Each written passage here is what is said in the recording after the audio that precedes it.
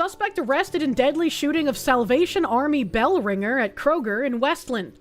In Westland, Michigan, a man who was working as a Salvation Army bell ringer was shot and killed at a Kroger store in Westland Thursday evening, according to a source. Police said the shooting happened around 6:20 p.m. at the store on Ford Road near Central City Parkway. It's unclear at this time what led to the shooting. The suspect is a teenage boy, Westland Mayor Kevin Coleman confirmed. On Friday morning, police confirmed the suspect was arrested earlier in the morning. The identity of the suspect is being withheld until the suspect's arraignment. Teenage boy, identity being held until arraignment. So, with this information, I can guess that the teen is under 18 and likely, not white. Police said the incident is not a random occurrence and the victim and the suspect knew each other. Man. The Salvation Army released the following statement. Salvation Army is profoundly heartbroken by the tragic incident that took place tonight at the Kroger in Westland. We lift up in prayer all who are affected, especially the individual involved, their loved ones, and the Westland community. We're working closely with the Westland Police Department as they investigate the situation. This is from Lieutenant Colonel Steve Merritt, Divisional Commander for the Salvation Army Great Lakes. And Kroger also released a statement. We are deeply saddened by the incident that occurred outside of our Westland Kroger located at 36430 Ford Road. We're cooperating with local law enforcement and will continue to follow their guidance while police investigation continues. To protect the integrity of the ongoing investigation, we're deferring all questions to Westland Police Department. What kind of fucking degenerate do you have to be to murder a fucking Salvation Army bell ringer? Just take a second to fucking think about how ridiculous that is. The suspect accused of murdering a Salvation Army bell ringer at a Kroger in Westland on Thursday night is now in police custody. Amanda Stamper says the pain of losing her 47-year-old brother, Alvin Eccles, to gun violence is gut-wrenching. Why the fuck was a teenager shooting a 47-year-old? What the fuck? The kids are really hurt, my mom is hurt, my sister, our whole family is just torn, said Amanda Stamper. It was completely foul to murder him in cold blood. Looked like his life just meant nothing. So I'm assuming this is a picture of the victim, because it says Amanda Stamper here, but that's clearly a man. On Thursday night, Eccles was bell ringing for the Salvation Army inside Kroger in Westland off Ford Road when police say he was shot multiple times and died. The suspect took off but was eventually tracked down and arrested on Friday morning. Authorities say the victim and suspect knew each other. Eccles' family says they believe it was a friend behind his murder. What the fuck? Bro, if you have friends that would murder you, those are not your friends. My brother was out doing a good deed. In his eyes, he was doing God's work to help children get a good Christmas, and his life was taken while doing it, said Stamper. Mary Eccles said her son was loving, caring, the ultimate family man who dedicated his life to giving back. My heart broke. I couldn't sleep last night. I can't eat. How could someone be so cruel to take a life, said Mary Eccles. He was a good boy? No, I mean, you can't even make that joke. He unironically was. This guy was a Salvation Army bell ringer, and his family's the one talking. His death is shocking to family and the community. The Salvation Army released the following statement on Friday. Salvation Army is profoundly heartbroken by the incident that took place last night between two individuals in Westland, which resulted in a tragic loss of life. We hold all those affected in prayer, asking for comfort and peace for the individual involved, their loved ones, and the Westland community. As a faith-based organization, we lean on God's presence during this time and are working closely with the Westland Police Department as they investigate. We respectfully ask that the privacy of the individual and their family be honored. All further questions should be directed to the Westland Police Department. Meanwhile, Eccles' family is pleading for answers. I just want to know why. I want justice for my son, said Mary Eccles. Even knowing that they have someone, that they have a suspect, it won't bring him back. The incident is still under investigation, and police will not release the name of the suspect until they are arraigned in court. Still very weird. It's always strange to me when we get more pictures of the victim than the suspect. I feel like it should definitely be like, the suspect should be known, right? Australian police ram a car with 5 Islamists traveling to Bondi Beach. Seems like they had info that another attack might have been imminent. The West is full of dangerous Islamists. And I'm not going to bother turning off music because it's just like a dash cam video here.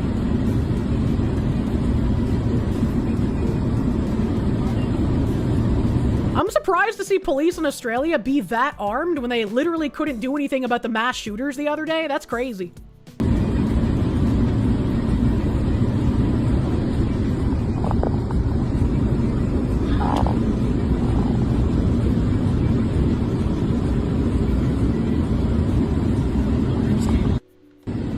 So we had that video, and I pulled up an article about it as well.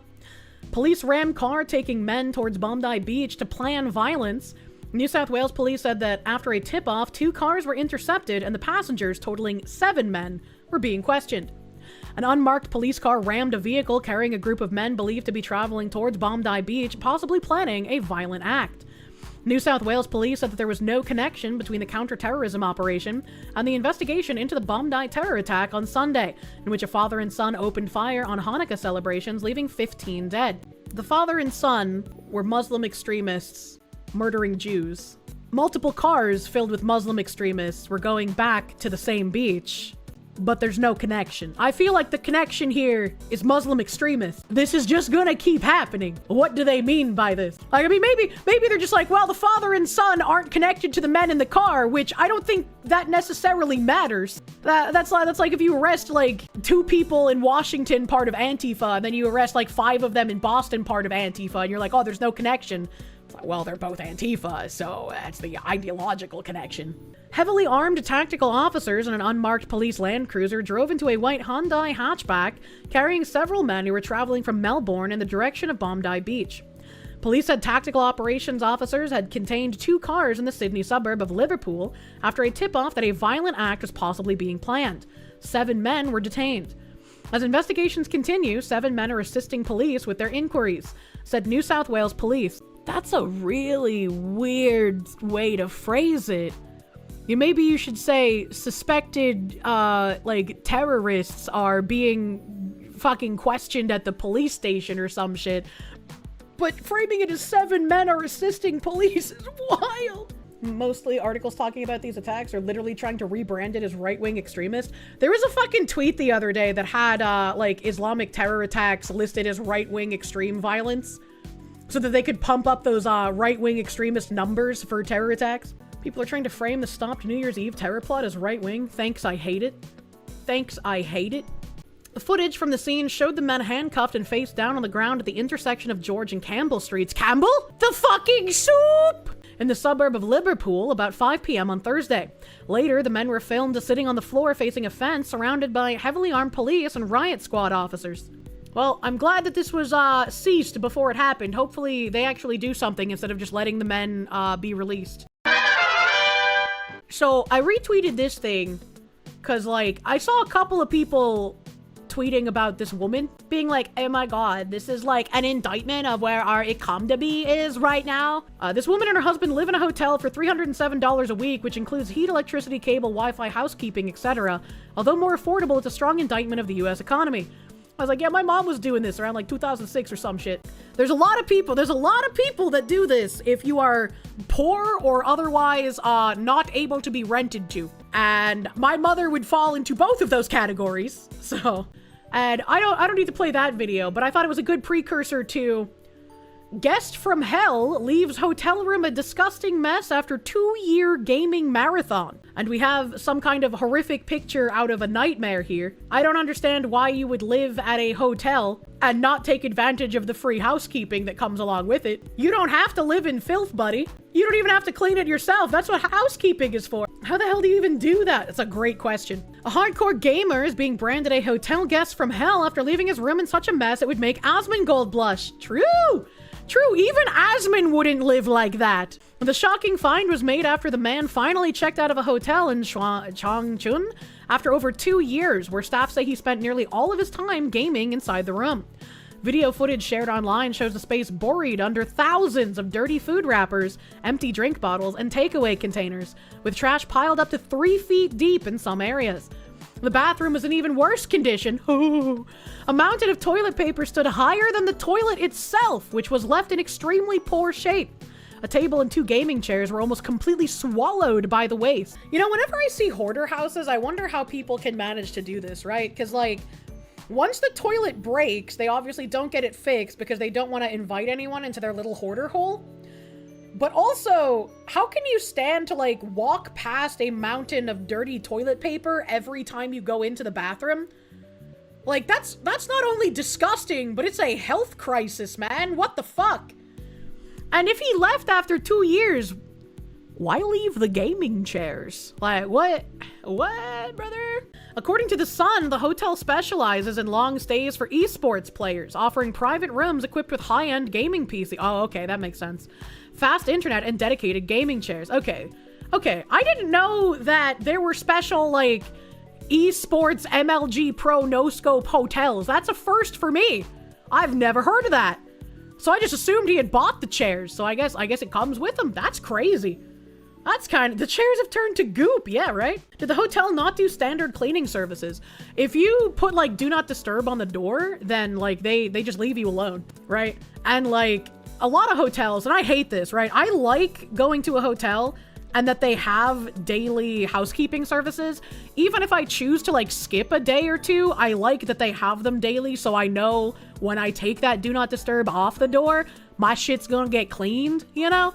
But some hotels have changed it so they only do housekeeping like twice a week or housekeeping like every other day or every 3 days or some shit like that. I don't like that.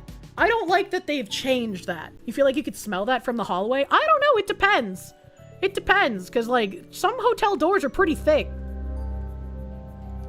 Dude, look at the floor. The floor was brown, but it's got, like, all this white shit just, like, melded to it.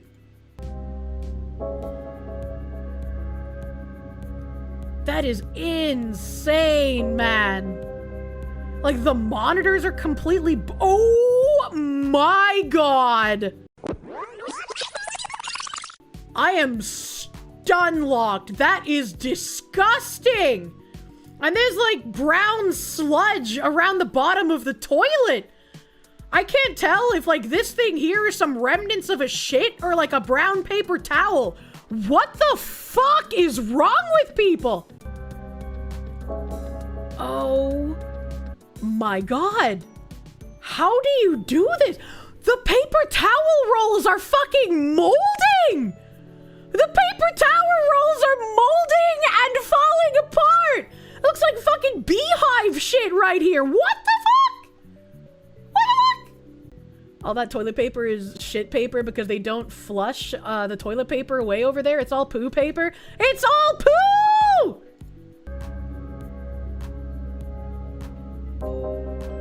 That's so disgusting. Why is one hand ungloved, woman? Do not unglove in that room. Good fucking God. I don't even know what I would do if I encountered, like, I would not want to clean that. Staff claim the guest still owes more than 10 days in unpaid fees, totaling roughly $400 USD. Hotel management said the matter has not been reported to the police and they currently do not plan to pursue further action? All right, who the fuck was staying in that room that they have 10 days of unpaid fees and they left the room in that fucking state and the hotel's like, oh no, it's fine. We're not going to report it to the police. We're not going to pursue action against this person. It's fine. Is this like Xi Jinping's son or some shit? What the fuck is this? Tank that man's social credit. You're already living in a dystopian hell. Why not? They didn't even put a deposit on it. I don't fucking know. They're getting compensation another way. Bring the gas truck around. I don't know. What, like, who the fuck was staying in that room that the hotel's like, no, we won't press charges. We won't go to the police. Don't worry, it's fine. They turned our room into an ecological disaster on par with Chernobyl, but it's fine. Patchouli, thank you. You feel like a jerk if you so much as leave the trash can full when you leave a hotel room? What is this? I always feel panicked when they have those like split trash cans in a hotel room where they're like, this is for this kind of recycling and this is for this kind of recycling and this is for trash. And I'm like, oh God, what do I do? So sometimes I end up like just lining up all of my plastic bottles on the edge of the table near the trash can. And I'm like, look, I laid them out in nice little rows for you because I'm retarded and I don't know what to do. It was 2 years. Yeah, that was crazy. A footage of the trashed room has since gone viral on social media, with many users comparing it to Twitch star Asmongold, whose streaming setup and home have long been infamous for his lack of cleanliness. Asmongold's got some pretty bad cleanliness issues in the past. He's cleaning his shit up, and I think even Asmongold wouldn't be this bad, dude. Like, there's no way Asmon's bathroom would look like that. Zero. He might have used a dead rat as an alarm clock, but he don't got poo paper everywhere, man. What on earth? He has to have. I bet he's seen this. I bet he's seen this, and I bet his response was to like lean back, wiggle his eyebrows, and be like, I don't see the problem here. I don't see the issue. What's wrong with this, guys? He's just a gamer. In 2024, Asmongold publicly cleaned his house after admitting conditions had become extreme with dead animals inside. I remember the raccoon. Previously, he even used a dead rat as an alarm clock because the sun would begin cooking the corpse, causing it to smell, and the stench would wake him up. I'm so glad that I am incredibly fucking squeamish, and I could not handle half of the things that happen if you become unhygienic, you know? Said, Germany's welcome culture collapses. Majority now want immigration halted and deportations ramped up. I wonder what history books are gonna look like in like 50 years. You know, if they're gonna have all of those pictures of retard women holding refugees welcome banners, and then like warnings about how the mass rape of different nations happened because of these idiots. That's gonna be interesting. A new poll just dropped, and it's a political earthquake. A majority of Germans now support an immigration moratorium and mass deportations. Well, now that the Germans support it, no one can, because now they're going to be like, well, the Germans want it. That's obviously Nazism. The poll shows that 81% of Germans state that illegal immigration was far too high, or rather too high, over the last 10 years. And only 5% view the levels as appropriate. You know what the appropriate level of illegal immigration is? Fucking zero!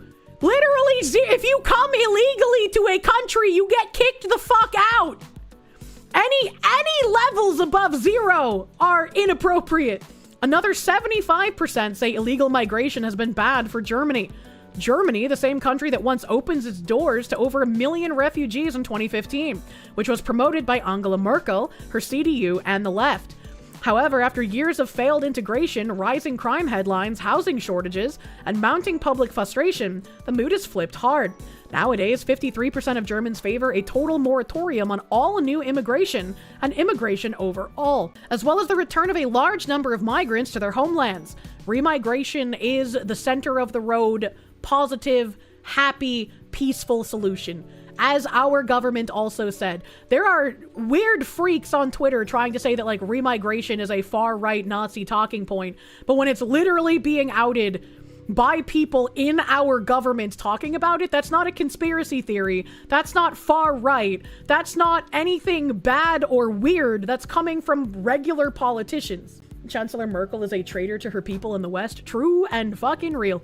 One of the only things I remember about Merkel is Netanyahu talking down to her, being like, stop fucking whipping yourselves, man. It's official. The once celebrated welcome culture has turned into enough is enough.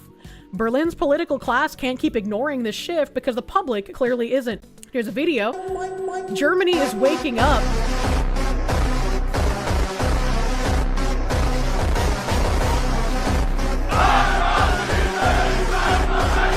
See, I read Germany is waking up, and the only thing I think of are the Poland Ball comics where Germany turns into a giant rectangle and goes, Anschluss?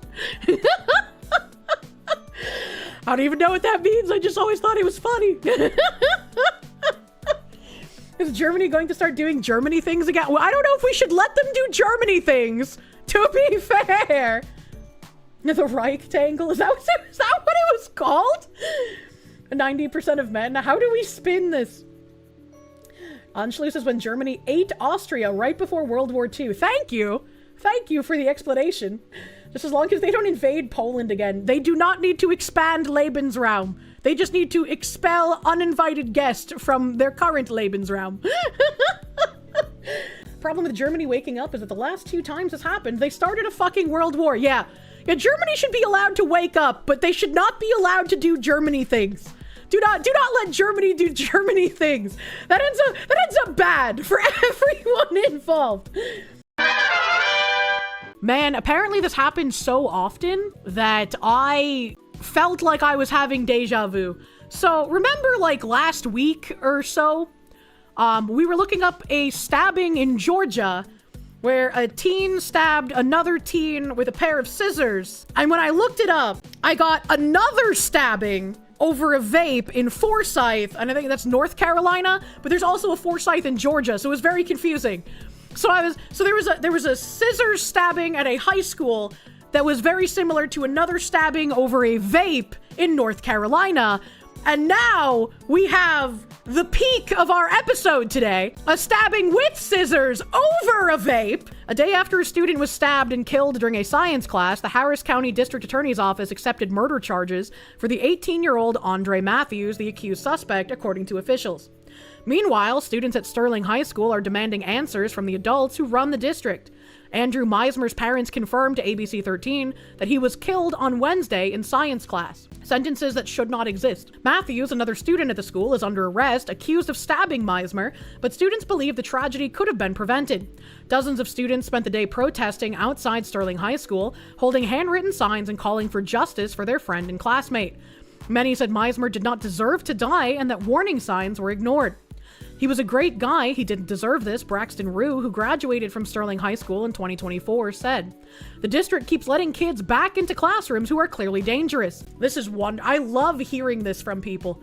I love people finally having enough. Multiple students told ABC 13 that Meismer was stabbed during a fight in science class. They claimed the suspected attacker had a long disciplinary history at the school, including prior incidents involving violence. Teachers were complaining about him before, about assault charges and knives being brought on campus. Lily Williams, another student protesting, said, "Nothing was done about it." Well, they would have been racist if they did something about it, honey. Students said the 18-year-old suspect was repeatedly allowed to return to school despite those issues.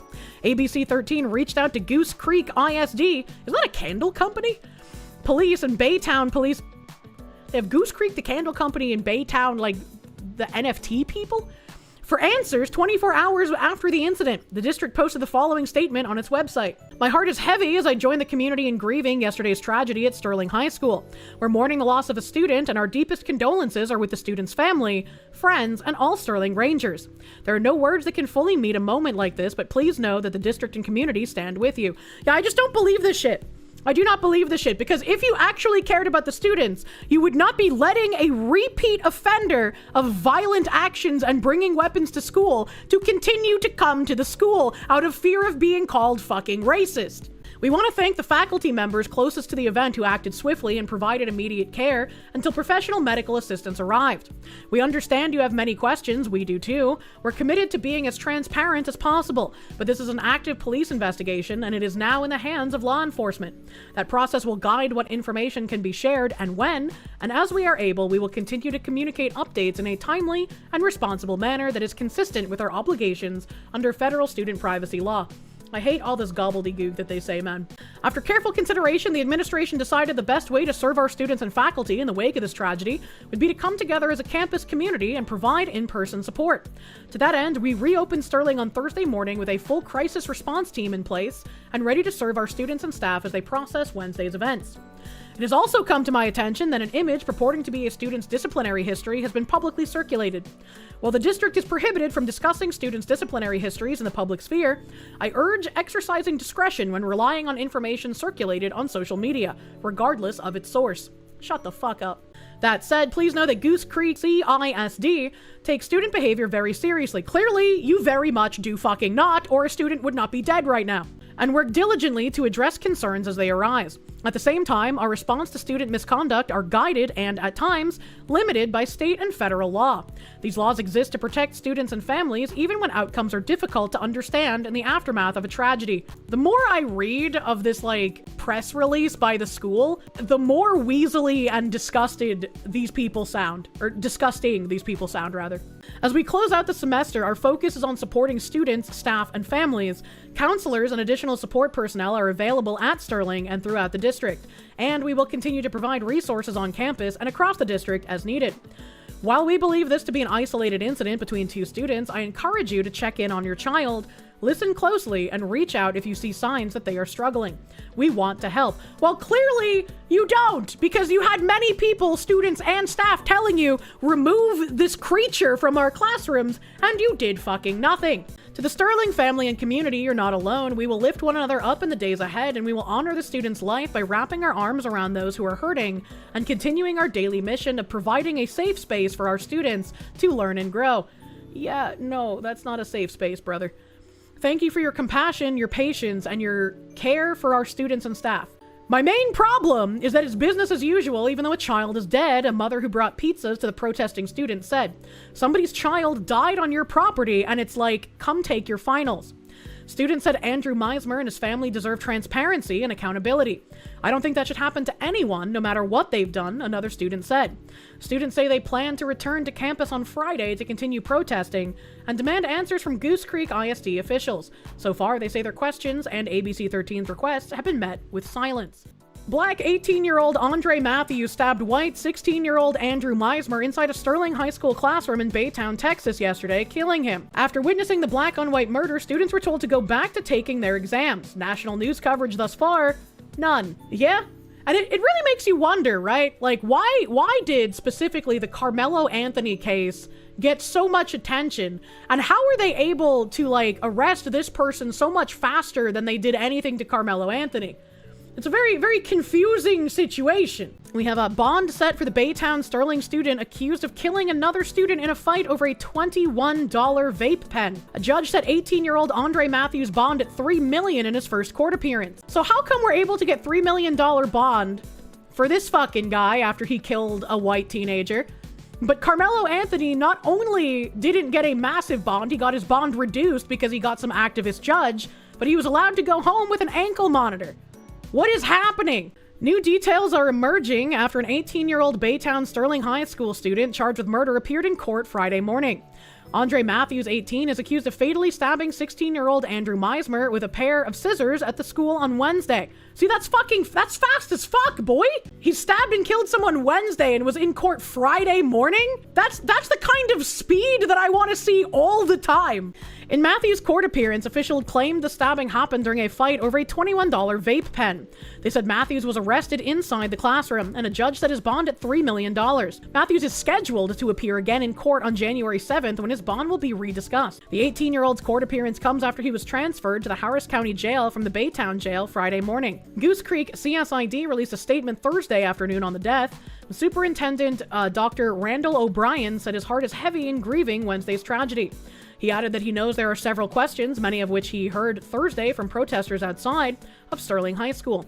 He also addressed a social media post that's been circulating and resources available for students. We already read this letter. According to Goose Creek Consolidated Independent School District officials, a fight broke out between two students at Ross S. Sterling High School in Baytown on Wednesday morning. GCC ISD wouldn't reveal details about what happened, but scanner traffic revealed more about what could have happened. The student stabbed another student in the neck with scissors. We do have EMS en route, a first responder was heard saying over the radio. The district confirmed to KHOU 11 that the injured student was flown by life flight to the Texas Medical Center. Goose Creek CISD officials later posted an updated statement saying that the student had died. It's finals week at the school, and students were upset that they were told to go back to take their tests after the deadly stabbing happened. It's once again a little wild to me that, like, the life of a white male matters so little that he can get stabbed in class in broad daylight in the middle of a bunch of other students, get life flighted out of the school to a hospital, and teachers will be like, well, back to class, everyone, nothing to see here. That is like an insane level of dehumanization for white men, in my opinion. And it's incredibly sad that we've gotten to this point, that not only does it happen so very frequently, but the frequency with which it happens has made it a completely normal thing, right? Like, you see it everywhere on Twitter where people are just like, you can't be racist to white people, fuck white male opinions and all this kind of nonsense. Like, it's just like, they're not even counted as human anymore.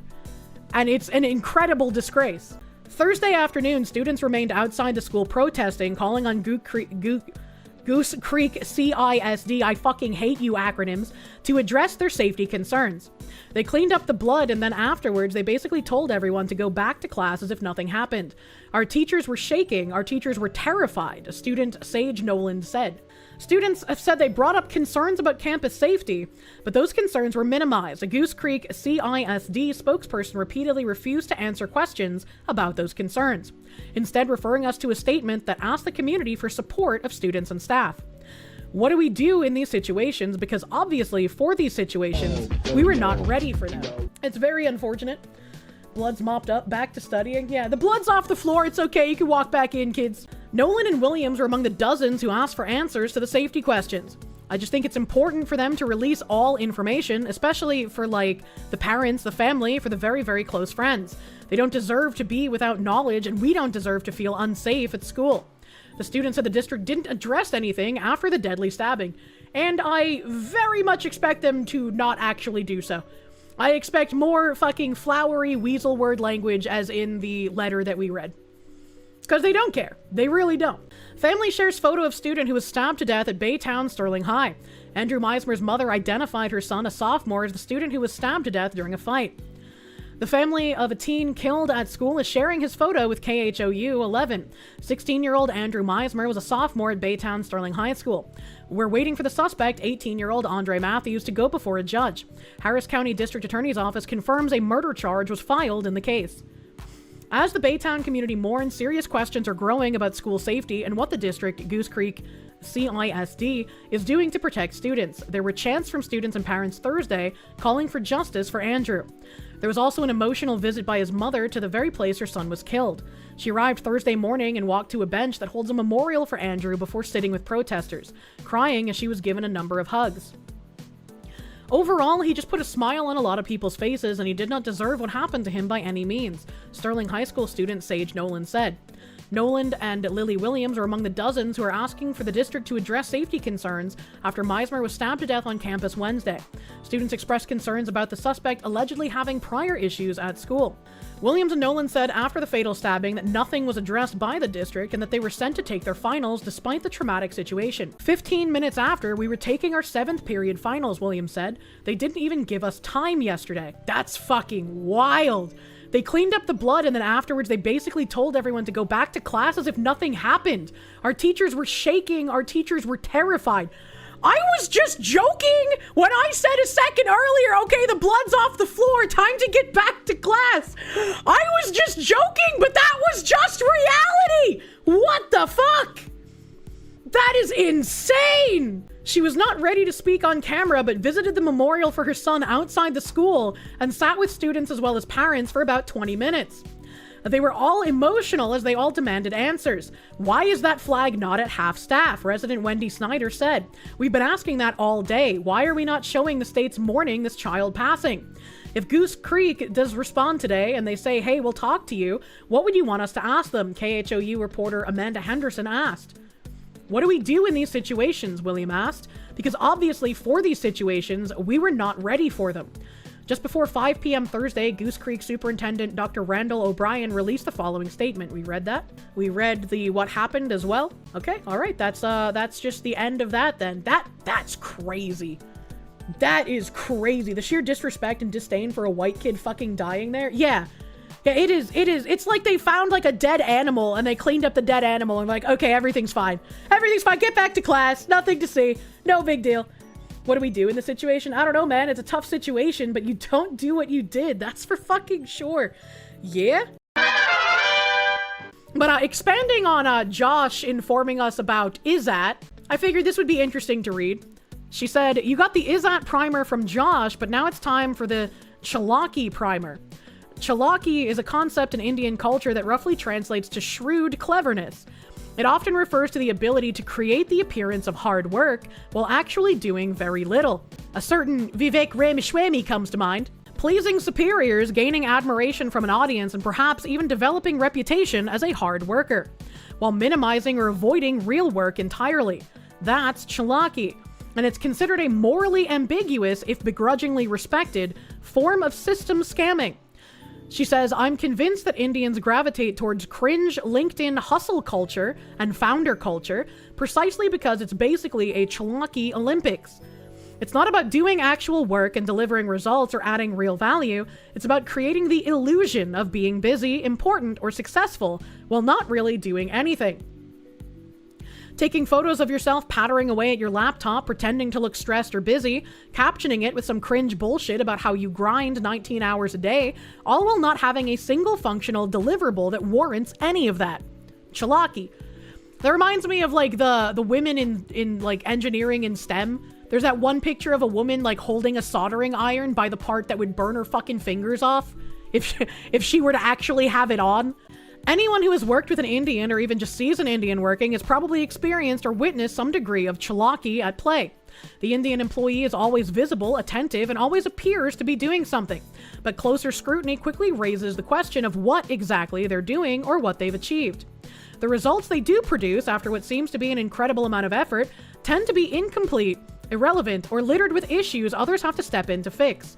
The littered with issues thing has been spoken about by programming bros for a long time, where they're just like, a lot of code ends up being completely fucked and we have to fix it. How does India even exist when their entire culture is apparently based entirely around scamming everyone and each other and doing as little as possible as a point of pride? I think you just have to play the Google Maps India game and you kind of answer your own question. But also, I just think of the articles that I've read on stream about the gang rape of a monitor lizard in India and how necrophilia is not actually illegal in India, and just like, I know sometimes maybe it's just not working. What do you mean, like, Mudahar? Man, I kind of feel bad for him. He posted like a tweet. I don't remember exactly what it said, but it was something along the lines of like, life's not worth living or whatever. I guess like he got broken up with by his girlfriend or something. I don't know.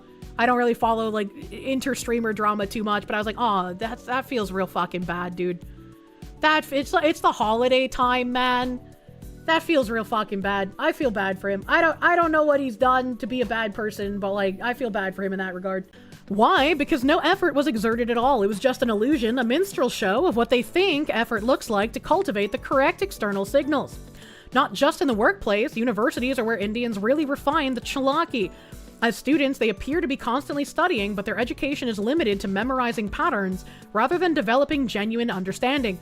I don't know, pattern recognition seems to be a very valuable and not oft-used kind of thing, So their grades are good and they have the appearance of being well-educated, but in reality, they have learned exceedingly little.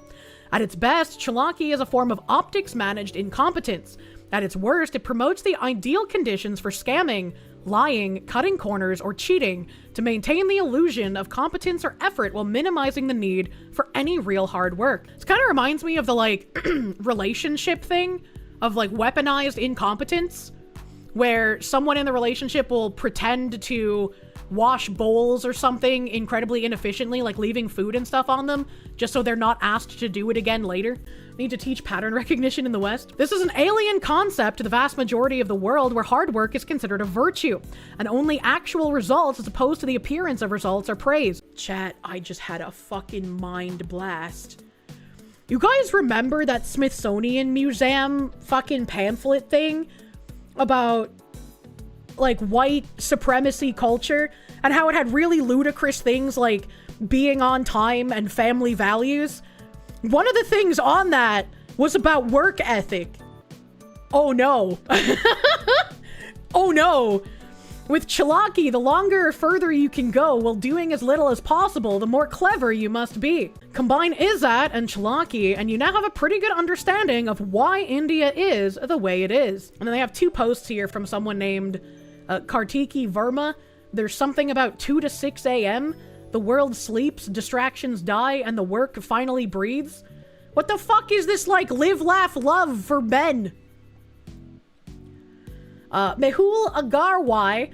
People romanticize startups, but it's a lot of work. This is my sister and co-founder at her own wedding, 10 minutes after ceremony, fixing a critical bug at Koyile AI. Not a photo op. Parents yelled at both of us. When people ask why we won, I'll point to this. As a workaholic that doesn't know how to take fucking breaks sometimes, yeah, I would definitely take a break for my own fucking wedding, so I'm gonna press X to doubt on this one, you know? The current news of today. Can't wait for the next episode of Indian cultural phenomenon that allows them to be the best crab in the bucket. Mass cultural dark triad. That's an interesting way to put it, too. This is just dehumanizing people need to live. The fuck are you talking about? I don't think scamming is a people need to live. If you're a scammer, you're a shitty person. I have zero goodwill towards scammers and fraudsters and hucksters, as it were.